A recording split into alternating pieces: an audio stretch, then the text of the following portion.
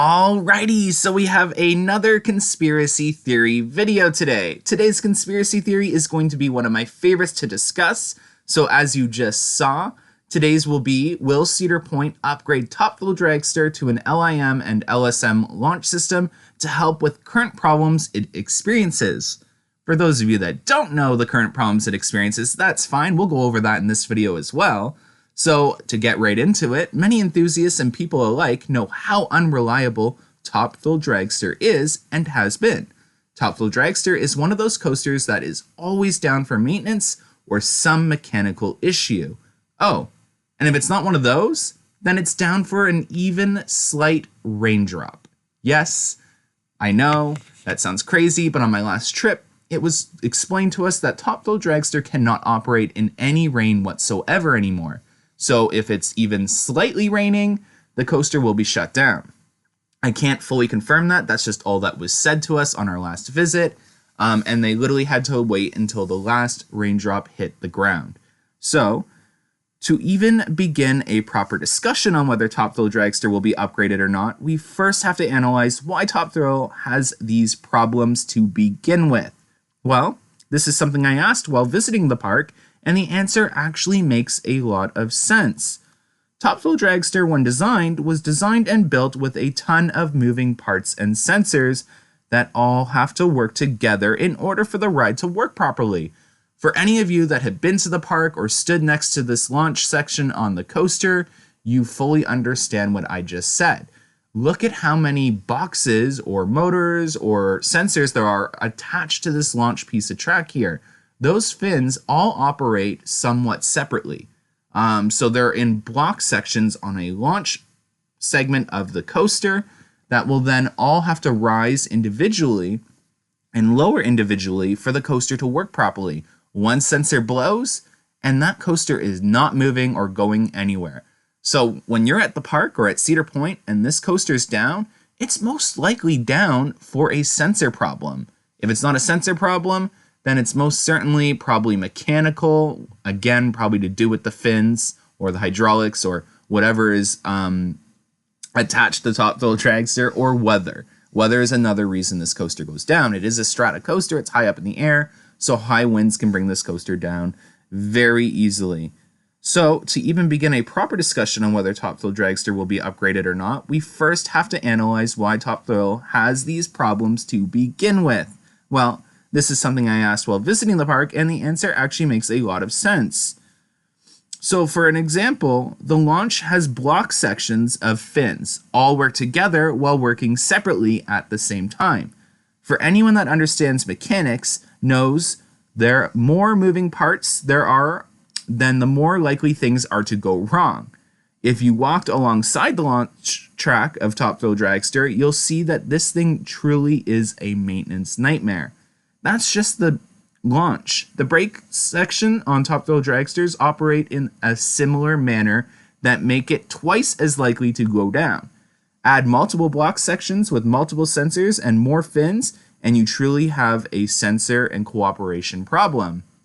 You guys know exactly what I'm talking about.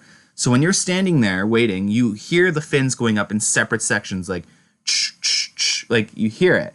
And whenever you look out when the ride goes down, you can usually spot the one fin that isn't cooperating, or the one sensor, or the one piston, or the hydraulic system. Something is not working, and it's usually one. So here's a great view of that. One will cause the ride to not work properly. There has been occasional times where we've seen them force the ride into manual mode because one isn't going to do too much, and they'll try and operate it. Sometimes it works, sometimes it doesn't.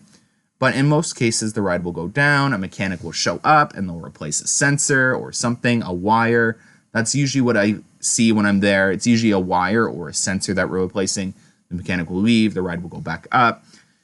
It just seems like a true nightmare. So apparently, the topic of upgrading Dragster has come up numerous times and seems to be an ongoing discussion on whether Dragster should move to an LIM and LSM launch to help resolve some of these ongoing maintenance issues. So now let's go over whether I think this is possible or not. And this is where it gets really interesting. So for positives, it would remove a lot of the problems with differing parts having to work together in order for the ride to run. The more moving parts there are, the higher the risk for downtime. Dragster, despite its downtime, remains a huge draw for the park, so removing it is definitely not an option, and upgrading it or improving it would be best. Upgrading Dragster would be a lot cheaper than removing it and replacing it as well.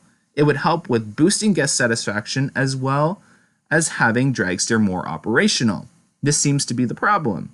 So imagine an alternate universe where Dragster was up and running 99% of the time and operations were great. This would be fantastic for Cedar Point regardless of how old the attraction is now. It remains a huge hype factor for the park, and being a Canadian, I can tell you it's one of the biggest draws for Canadians crossing the border and grabbing a pass to go to the point. My friends, family, anyone I know has been to Cedar Point, and one of the biggest draws and topics of discussion when you're talking to your friends and family in Canada about going to Cedar Point is Top Thrill Dragster. So they aren't going to be removing it. So the only option, in my opinion, is upgrading it or enhancing it, which is why we'll get to my opinion in just a bit. Now, why wouldn't Cedar Point upgrade Top Thrill Dragster, one may ask? This is where it gets interesting, and I actually find it difficult to argue against it. So a couple of reasons might be cost. Cedar Fair is one of those companies we don't see spend money if they don't want to. We see this with Wonder Mountain's Guardian at Canada's Wonderland, Shade, and Dragster at Cedar Point. Both these parks have attractions that probably should have money spent on them. This might suggest Cedar Fair isn't in the business to spend money unless it's absolutely vital, and one could argue it's not absolutely vital yet.